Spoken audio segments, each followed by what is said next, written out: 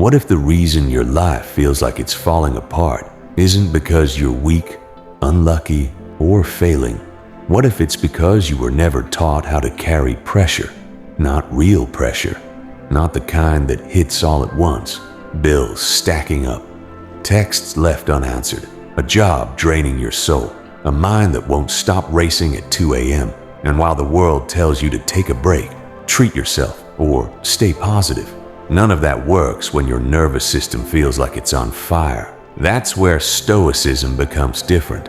2,000 years ago, Marcus Aurelius ruled an empire while dealing with war, betrayal, disease, exhaustion, and constant uncertainty.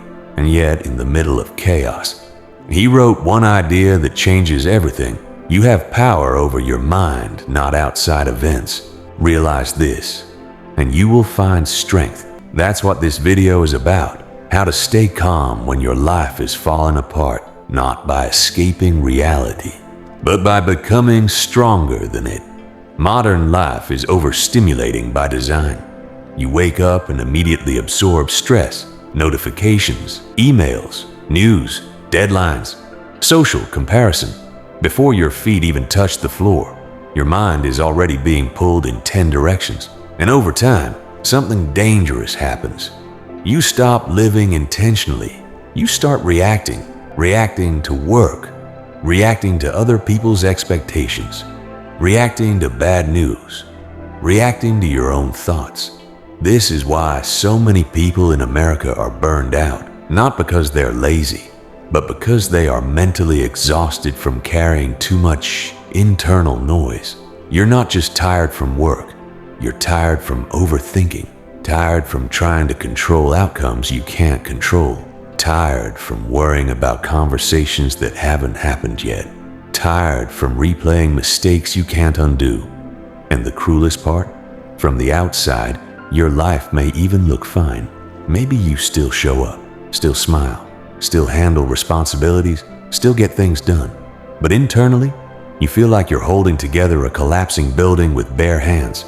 This is what burnout actually feels like, not dramatic breakdowns. Quiet internal erosion. You slowly lose clarity. Patience gets thinner. Small inconveniences feel massive. Your emotional bandwidth disappears.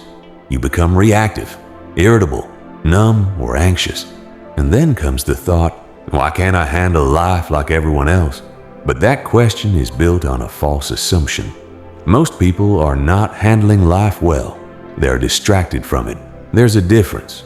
Scrolling is not peace. Busyness is not purpose. Temporary pleasure is not emotional stability. The Stoics understood this long before modern psychology gave it a label. The greatest threat to your peace is not external chaos. It's internal disorder. And if your inner world is unstable, every problem feels catastrophic. But if your mind is disciplined, even chaos becomes manageable. Lesson 1. Separate what you control from what you don't. Marcus Aurelius constantly reminded himself of one brutal truth. You cannot control most of what happens to you. You cannot control how people respond, whether someone stays or leaves. Economic uncertainty, traffic, layoffs, aging, unexpected bad news. And yet most people spend their emotional energy fighting reality. They argue with facts. This shouldn't be happening.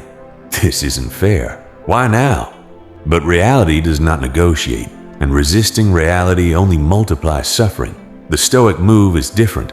Instead of asking, why is this happening to me? Ask, what is still within my control right now? That question changes everything. Maybe your relationship is ending.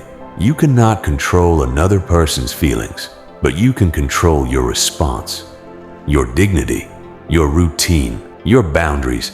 Maybe work is overwhelming.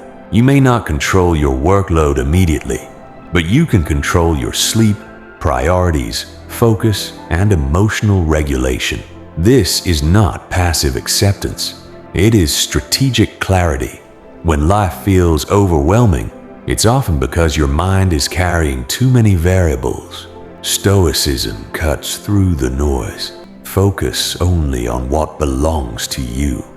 Everything else is mental clutter. Once you stop trying to control everything, something surprising happens. Your mind gets quieter, not because life improved, but because you stop wasting energy where it doesn't belong. And now you can actually think clearly, which brings us to the next lesson. Lesson 2. Stop making the moment bigger than it is.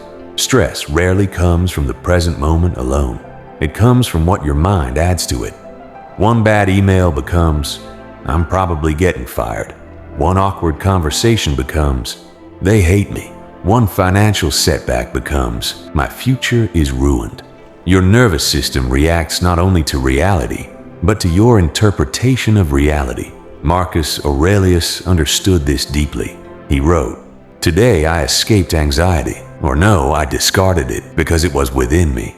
That is powerful. He's saying anxiety is often amplified internally, not always by the event itself, but by the story you attach to it.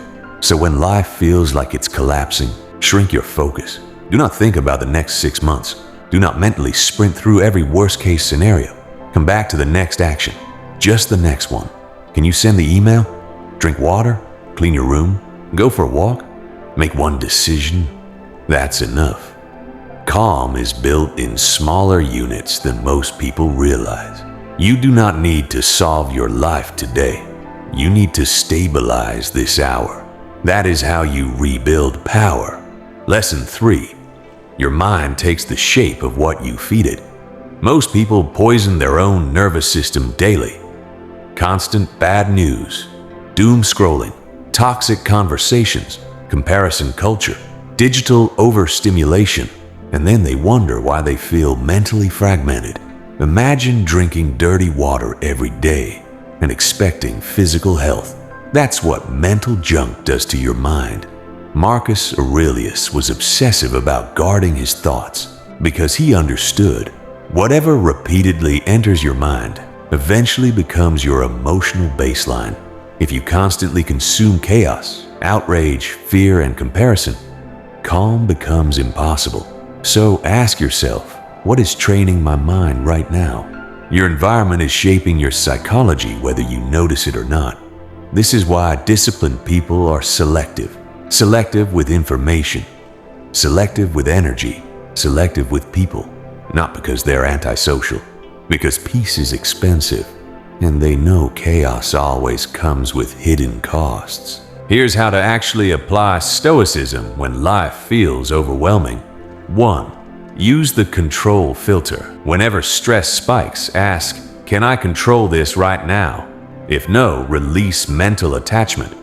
If yes, identify one action, not 10. 1. This immediately reduces emotional overload. 2. Create a daily reset ritual. Your nervous system needs recovery, not random distraction. Build a simple reset routine. Morning walk without your phone.